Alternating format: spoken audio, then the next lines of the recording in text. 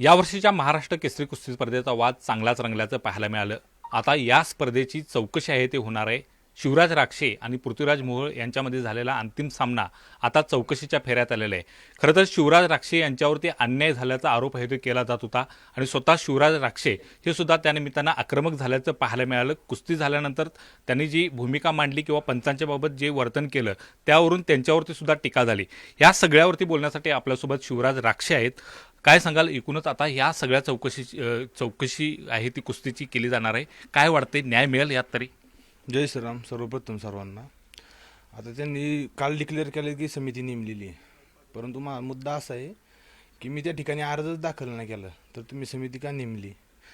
जर संघटनेवर जर काही कारवाई करायची असेल तर त्यासाठी जर अर्ज करावा लागतो पहिल्यांदा आणि त्यानंतर अर्जानंतर तुम्ही त्याची छाननी करून मग त्याच्यावर तुम्ही डिसिजन घेता. मी जर अर्जच केला नाही तर तुम्ही त्या ठिकाणी समिती का स्थापन केलेली आहे? मग तुमचा नेमका आक्षेप काय? खरं तर तुम्ही सुरुवातीला आहे ते या संदर्भात ज्यावेळी कुस्ती सुरू होती त्याचवेळी त्या निकालानंतर आक्षेप नोंदवला होता, त्यावेळी तात्काळ दखल घेतली गेली नाही. मात्र आता हे नेमकं काय सुरू आहे, कुणाच्या आशीर्वादाने हे सगळं सुरू आहे? मग आता त्या ठिकाणी समिती त्यांनी सांगितले स्थापन केलेली आहे. समितीमध्ये आता कोणती बी संघटना स्थापन करण्यासाठी त्याला उच्च स्तरावर हे नेमण्यात येते.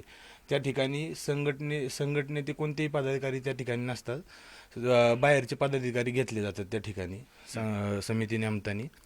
आणि जे आत्ता समिती त्यांनी नेमली कुस्तीच्या वेळेसच ती समिती त्या ठिकाणी होती.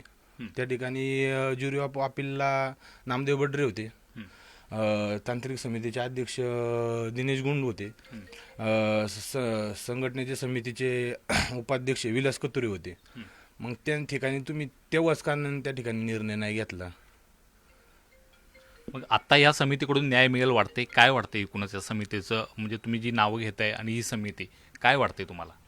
आता ही समिती त्यांनी स्थापन केली आहे, त्या ठिकाणी तुम्ही उच्च स्तरावर जाऊन निवृत्त न्यायाधीशाकडून ती समिती स्थापन करून मला न्याय देण्यात यावा असंच माझी या ठिकाणी विनंती आहे तुम्हाला. पण कुस्तीगीर परिषदेच्या या समितीवरती तुमचा विश्वास नाही? आता त्या ठिकाणीच कुस्ती परिषदेची समिती होती. मी माझ्या वारंवार जी आत्ता कुस्ती झाली वारंवार त्यासाठी मी त्यांच्याकडे दाद मागत होतो. मग त्या ठिकाणी तुम्ही मला त्या ठिकाणीच का नाही निर्णय दिला? जर ही समिती त्या ठिकाणी तिथं होती तर मग तुम्ही त्याच ठिकाणी डिसिजन का नाही घेतला? जर मला आज त्या दिवशी जो हा प्रकार घडला त्या ठिकाणी तुम्ही मला 3 वर्षासाठी निलंबित केलं, बरोबर? त्याच रात्री तुम्ही 11 वाजता मीटिंग घेऊन मला निलंबित केलं. मग त्याच ठिकाणी तुम्ही ही समिती नेमून तो निर्णय का नाही घेतला? आज स्पर्धेला 16-17 दिवस झालेले, तुम्ही त्या दिवशी माझ्यावर रात्री कारवाई केली. मग तुम्ही आत्ता 15-16 दिवसांनी का हा निर्णय घेताय? त्या ठिकाणीच का नाही निर्णय घेतला? मग असं का होते? कारवाईसाठी तात्काळ पुढाकार घेतला जातोय आणि तुम्हाला न्याय देण्यासाठी मात्र अशा पद्धतीने विलंबानं समिती स्थापन केली जाते. हो, आता मग आता त्यांची स्थिती समिती आहे ना, त्याबद्दल आता आपण काय बोलू शकतो ना. आता विषय आता असा झाला, दुसरा मुद्दा मांडायचा झाला तर बक्षिसाचा विषय. संदीप बंडू स्वतः छाती टोकपणे सांगतात की पहिला कोणत्या अन्याय होऊ देणार नाही. मग त्या ठिकाणी महेंद्र गायकवाडला जे बक्षीस होतं, जे माझं बक्षीस होतं, ते तुम्ही का टाळलं गेलं? हा म्हणला त्यांना मला बोलण्याचा अधिकार आहे. काय होतं नेमकं बक्षीस? महेंद्रला बुलेरो थार होती आणि मला स्प्लेंडर गाडी होती. त्याला पण दिलं नाही? नाही बक्षीस दिलं त्याला पण. हे सगळं कोण करते? खरं तर ह्यामुळं महाराष्ट्र केसरी ह्या कुस्ती स्पर्धेला गालबोट लागते वाटत नाही का? मग 100% आता सर्व जनतेने या ठिकाणी पाहिलीच होती. त्या ठिकाणी कुस्ती झाली होती का नव्हती झाली होती, त्या ठिकाणी सर्व पाहिलेलं आहे. आता त्यांनी सांगितलं की ही कमिटी नेमलेली कमिटी तर त्या दिवशी स्वतः तिथे हजर होती. त्यामध्ये नामदेव बडरे ज्युरी ऑफ अपीलला होते, तांत्रिक समितीचे अध्यक्ष दिनेश गुंड होतं, संघटना समितीचं उपाध्यक्ष विलास कतुरे होते. मग हीच आत्ता संघटनेचे तिथे सगळे पदाधिकारी होते. मी माझ्या न्यायासाठी तिथे दाद मागत होतो. मग त्या ठिकाणी तुम्ही तो निर्णय का नाही घेतला? आज स्पर्धेला 15-16 दिवस झाले, तुम्ही माझ्यावर निलंबनाची कारवाई तुम्ही त्या रात्री घेतली. मग पंचांवर त्या ठिकाणी का नाही तुम्ही ठोसपणे भूमिका मांडली? आणि त्या दिवशी तिथेच समिती होती, मग का तुम्ही तिथं त्यावर निर्णय नाही घेतला? आता 15-16 दिवस झालं, तुमच्या मनात ती सल अद्यापही कायम आहे? हो, 100% ते आहेच. माझं आता एक पारंपरिक म्हणजे प्रमाणे एक मत आहे. आता त्यांनी माझ्यावर बंदी घातलेली आहे. आता या समितीद्वारे ते 95 बंदी घालतील का काय करतील ते आता मला नाही सांगता यायचं. माझं एक ठाम भूमिका असणार आहे की जर त्यांनी निर्णय तवाच घेतला असता तर ती कुस्ती परत सुरू झाली असती. त्या कुस्तीतनं परत पुढं काय घडलं असतं ते परमेश्वराला माहिती आहे. परंतु आता माझी एक दात असणार त्यांच्या की पृथ्वीराजची माझी परत कुस्ती घेणार आहे का तुम्ही. महेंद्र तर त्या ठिकाणी मातीवर फायनलला आलेलं आहे. मग त्याच्या पृथ्वीराजची माझी परत तुम्ही कुस्ती घेणार आहे का. जर घेणार असेल तर त्यातच मला खरा न्याय भेटणार आहे या ठिकाणी. पण रोहित पवार ही कुस्ती घ्यायसाठी आग्रही आहेत अशी माहिती मिळते. हो, त्यांनी आता डिक्लेअर केलेलं आहे की ते स्पर्धा घेणार आहे. आता हे संघटनेचे 2 वाद आहेत. मी एक खेळाडू आहे, माझी खेळाडूची भूमिका आहे फक्त खेळायचं. त्यामुळे आता या ठिकाणी मला इकडं ह्या संघटनेने माझ्यावर बंदी घातलेली, तर मला ह्या मला इकडं परिस्थितीकडे खेळता येते. त्यामुळे माझी तयारी चालू आहे. रोहित पवारांच्या कुस्ती स्पर्धेत तुम्ही उतरणार? हो, 100%. तसे प्रयत्न पण चालू आहे आणि प्रॅक्टिस बी चालू आहे. समोर पृथ्वीराज मोहोळच असावं असं वाटते का मग आता एकूणच या लढतीमध्ये? आता हा खेळ आहे कुस्ती, त्यामध्ये कोणासंग कुस्ती काय सांगू शकत नाही. खेळाला तर कुस्ती आमची दोघांची येणारच आहे. पण एकूणच ह्या सगळ्या परिस्थितीमध्ये पाहायला गेलं तर पैलवानांच्या मनामध्ये काय खदखद वाढते? कारण एक तर पैलवान महाराष्ट्र केसरीपर्यंत पोहोचण्यासाठी अहोरात्र कष्ट करत असतो, सगळं त्याचं घरदार आहे ते त्यासाठी झटत असतं, अनेक त्याग करावा लागतो आणि मग पैलवान घडतो. आत्ता या तुमच्यावरती अन्याय झालेल्या नंतर पैलवानांची भूमिका काय आहे? तुम्ही जिथं जाल तिथं आता तुम्हाला पैलवानसुद्धा भेटलेत, काय वाटतं एकूणच? आता पैलवानची भूमिका आहे, आता असं जर पैलवानावर जर अन्याय होत राहिला आणि तुम्ही जर त्या ठिकाणी डिसिजन घेतला नाही आणि तुम्ही पैलवानाला एका रात्री डिसिजन घेऊन निलंबित करताय, हे चुकीचं आहे ना. हे कुठेतरी थांबलं गेलं पाहिजे. म्हणजे हे तुमचा मनमानी कारभार झाला ना या ठिकाणी. कुस्तीमध्ये राजकारण येते त्यामुळे हे सगळं घडते असं वाटते का? कारण खऱ्या खेळाडूला न्याय मिळत नाही असं वारंवार म्हणजे दरवर्षी ज्या स्पर्धेमध्ये आहे ते अशा पद्धतीचा आरोप केला जातो. आता या ठिकाणी आरोप तर आता प्रत्यारोप चालूच राहतात. पण आता त्या ठिकाणी आता माझा मित्र आहे बाळू बोडके, तो त्या ठिकाणी माझ्या बाजूने बोलत होता. तर त्याच्यावर पण बोलले की तुझ्यावर 3 वर्षाची कारवाई करणार म्हणून, तुला खेळून देणार नाही. म्हणजे हे कशासाठी हे चालवले तुम्ही? तुमची मनमानी आहे का? तुम्ही सांगा तेव्हा डिसिजन घेणार का? मग तुमचं पण त्यावेळी चुकलं वाटत नाही का? कारण तुम्ही लात जी पंचांना मारली त्यावरती कुठेतरी आक्षेप होता का, राग होता तुमचा तो?